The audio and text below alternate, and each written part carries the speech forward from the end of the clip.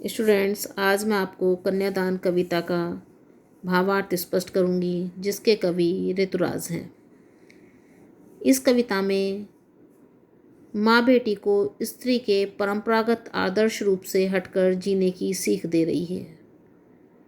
कवि का मानना है कि समाज में स्त्रियों के लिए कुछ नियम बना दिए जाते हैं जो उनके लिए बंधन का काम करते हैं, जिसमें उनकी कोमलता व कमजोरी झलकती है।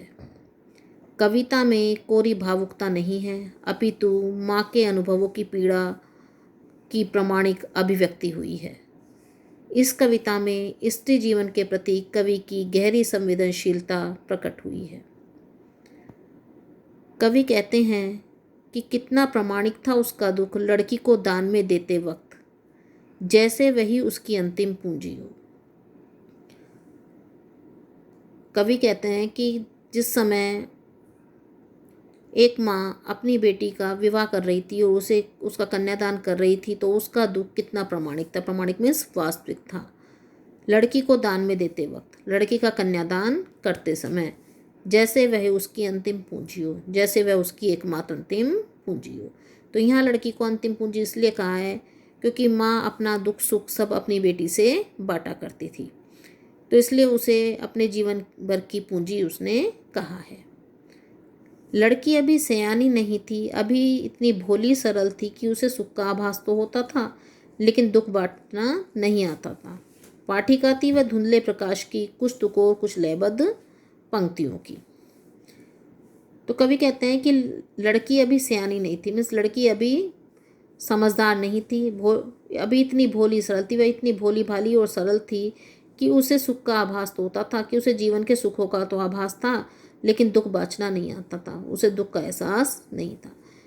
तो लड़की इतनी सीधी सादी और सरल थी कि उसे जीवन के सुख का आभास तो था। उसे ये तो पता था कि मेरी शादी हो रही है, मुझे नए नए गहने मिलेंगे, कपड़े मिलेंगे, मैं सजूंगी संवरूंगी, मुझे सब बहुत प्यार करेंगे, लेकिन उसे उसके पीछे की जो जिम्मेदारी थी, जो जीवन का संघर्ष था, उसकी जानकारी उसे नहीं थी। पाठिका थी वह धुंधले प्रकाश की, कुछ तुकोर कुछ लयबद्ध पंक्तियों की। वह एक ऐसी पाठिका थी जैसे कम प्रकाश में कोई व्यक्ति पढ़ता है तो उसे स्पष्ट रूप से उस विषय की जानकारी नहीं होती, या कोई कविता हम पढ़ते हैं तो जैसे हमें उसके तुकों की और लय की पूर्ण जानकारी नहीं होती उन पंक्तियों की, उसी प्रकार उसे जीवन के बारे में पूरी जानकारी नहीं थी। उसे, उस लड़की को जो है जीवन के सुखों की जानकारी तो थी, लेकिन दुखों की जानकारी नहीं थी। माँ ने कहा, पानी में झांककर अपने चेहरे पर मत रीझना, आग रोटियां सेकने के लिए हैं, जलने के लिए नहीं।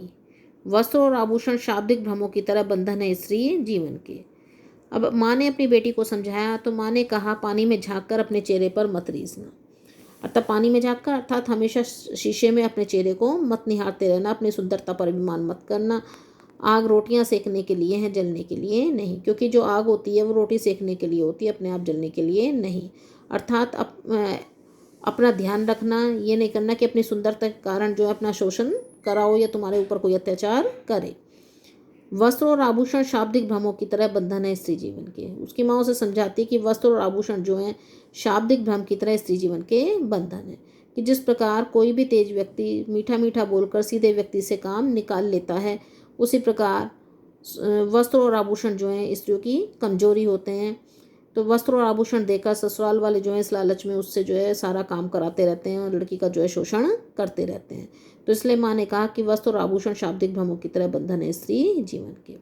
और यहाँ आग रोटियां सेकने के लिए है, जलने के लिए नहीं। तो शायद उस समय, जिस समय कवि ने कविता लिखी थी, तो उस समय दहेज प्रथा समाज में काफ़ी थी, तो इसलिए दहेज के कारण लड़कियों को जो है जलाकर मार दिया जाता था। इसलिए उन्होंने कहा कि आग जो है रोटी सेकने के लिए होती है, जलने के लिए नहीं।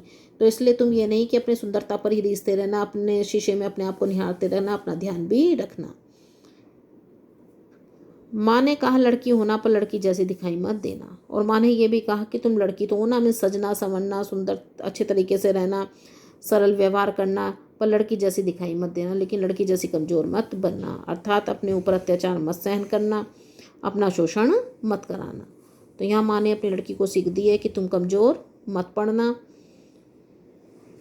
और अपना इसीलिए वो कह रही हैं कि लड़की तो होना पर लड़की जैसी दिखाई मत देना।